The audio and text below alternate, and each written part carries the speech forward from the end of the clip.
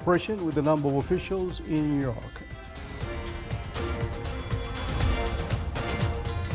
And the number of floods victims in Libya rise to more than 3,750.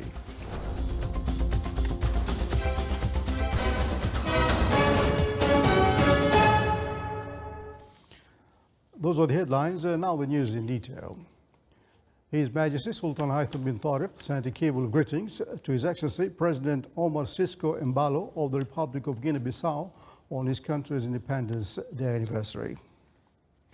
His Majesty the Sultan sent cable of condolences to His Excellency President Sergio Mattarella of the Italian Republic on the death of former Italian President Giorgio Napolitano. His Excellency Said Badr bin Hamad Al Busaidi, Foreign Minister at the premises of the Sultan of Oman's permanent delegation to the United Nations in New York, received the Excellencies Archbishop Paul Richard Gallagher, Secretary of State of the Vatican City for Relations with States and International Organizations, Mohammed Salim Wald Marzouk, Minister of Foreign Affairs, Cooperation and Mauritanians Abroad, Miguel Moratinos, Under-Secretary General and High Representative of the United Nations Alliance of Civilizations, Ahmed Altaf, Minister of Foreign Affairs and the National Community Abroad of the People's Democratic Republic of Algeria, and Sanji Alinik, Belarusian Foreign Minister. During the meetings, they discussed enhancing constructive cooperation in various fields. On the other hand, His Excellency Said Badr bin Hamad Al Busaidi, Foreign Minister, received his Serbian counterpart, Ivica Dacic. During the meeting, the two sides discussed various aspects of bilateral cooperation between the two countries and ways to enhance them.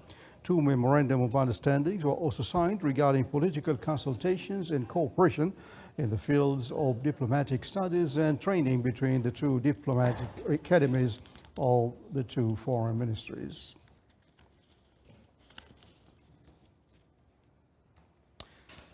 The total balance of credit granted by the banking sector increased by 8.7% to reach 30.3 billion Omani Riyals by the end of July 2023.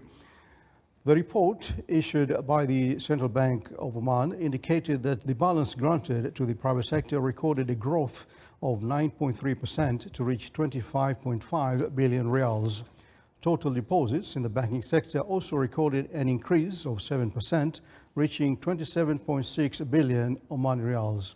The private sector deposits in the banking system increased by 6.5%. Purchases by Omani individuals investors accounted for 34.1% of the total trading value of the Muscat Stock Exchange last week, compared to sales of 10.9%. The main stock index fell 49 points and closed at 4,676 points, while the market value recorded more than 23.5 billion Omani Riyals.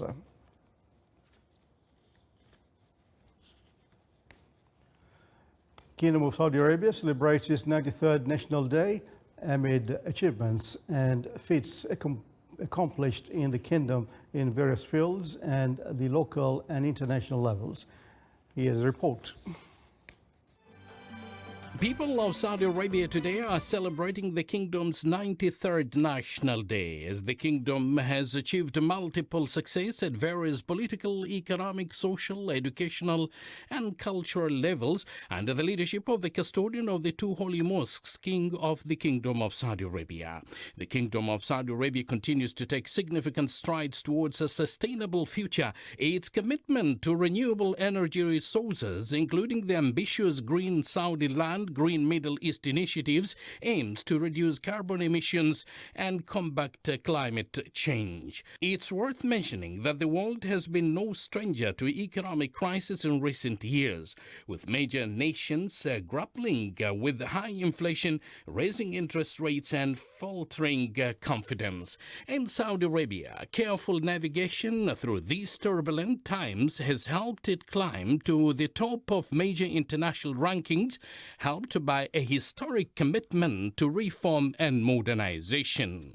The Kingdom's Vision 2030 policies help to show how carefully but ambitious change is centered on diversifying sources of income that provide shelter from the storm and stable growth.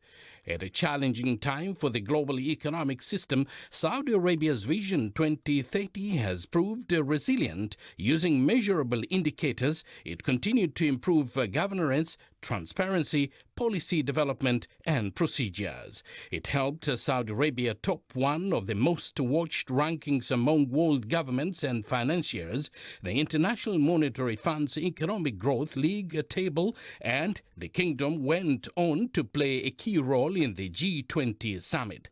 The people of the two countries, Sultanate of Oman and Saudi Arabia, they are proud that the Omani-Saudi relations enjoy generous patronage of the custodian of the two holy mosques and His Majesty the Sultan, who are moving relations to broader horizons in a manner befitting the historical relations linked by kinship, friendship, and brotherhood, and they seek to support everything that would advance the two countries, its people.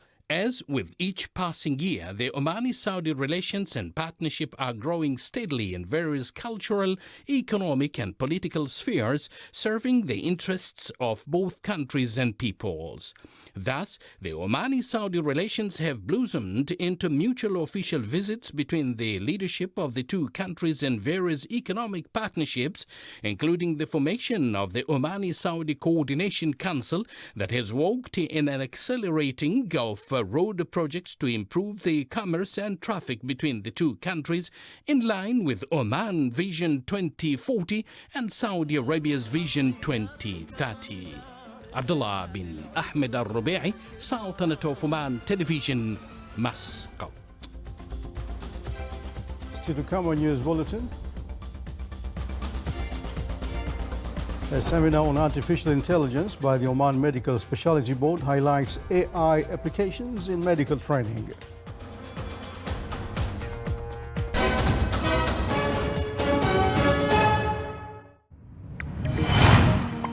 استكشف بين يديك العالم المقروء والمرئي والمسموع، عالم التفاعل والعاجل بوسائط تقنية ورقمية حديثة. تطبيق وكالة الأنباء العمانية، مصدركم الرسمي للمعلومة الموثوقة. حمله الآن.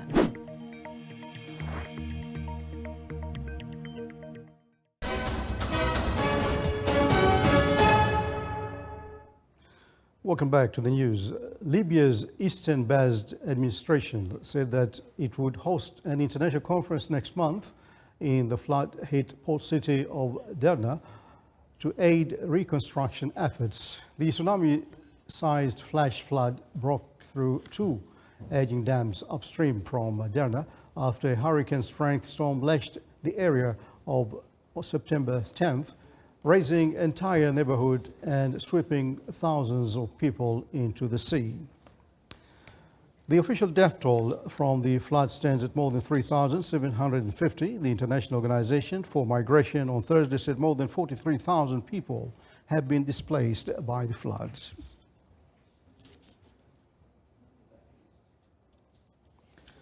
The Russian army attacked multiple command centers, tanks, ammunition depots, and other military targets of Ukraine in the past 24 hours, while Ukraine struck the Russian air defense system at the same period. Yesterday, the Russian Defense Ministry issued a report saying that in the past 24 hours, the Russian army repelled several attacks by the Ukrainian army in the direction of Donetsk, Zaporizhzhia, and Lyman, hitting targets such as radar sets, tanks, ammunition depots, and a number of command centers. In addition, the Russian air defense system intercepted several HIMARS rockets and drones.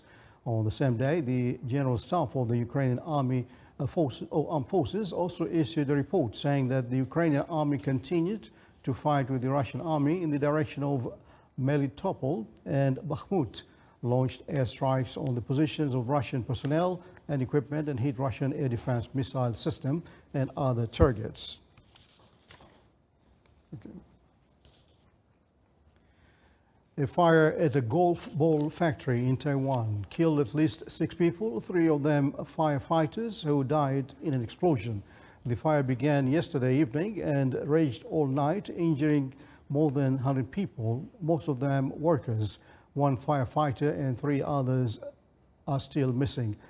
Taiwan's President Tsai Ing-wen visited the scene this morning and expressed condolences to the victims' families. She said an investigation into the cause of the tragedy is underway.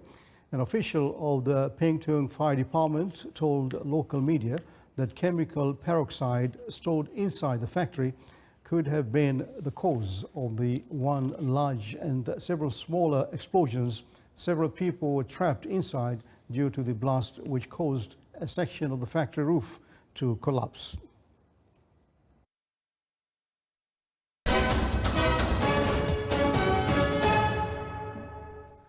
Back in the Sultan, the Oman Medical Specialty Board, represented by the Family Medicine Program, organized a seminar under the theme Artificial Intelligence, AI in Medical Training, titled Challenges and Moral Considerations.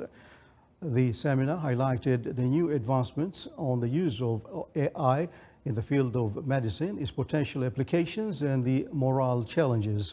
The seminar targeted medical trainers and medical specialists in the field of family medicine. The seminar included a workshop on the use of ChatGPT and other available AI tools to raise awareness of the participants on the uses and benefits.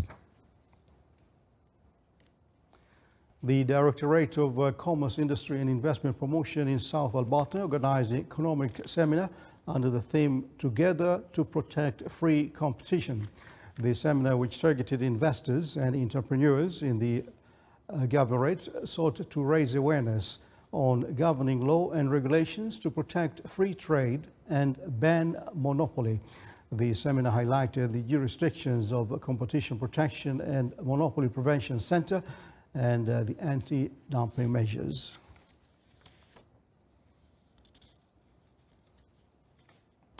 The Directorate of Social Development in Albrami, in coordination with the public and private sectors, organized the Economic Empowerment Forum.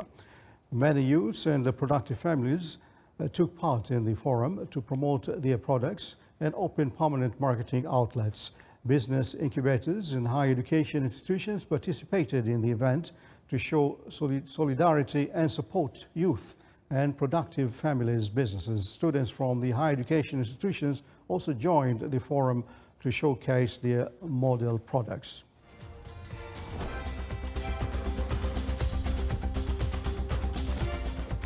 You're watching the Sultan of Oman television. Before tonight's bulletin, here are the main points once again. His Excellency the Foreign Minister discusses aspects of cooperation with a number of officials in New York. And the number of floods victims in Libya rise to more than 3,750. And with that, we come to the end of tonight's news bulletin from overseas newsroom and the studios. Enjoy the rest of your weekend. Good night.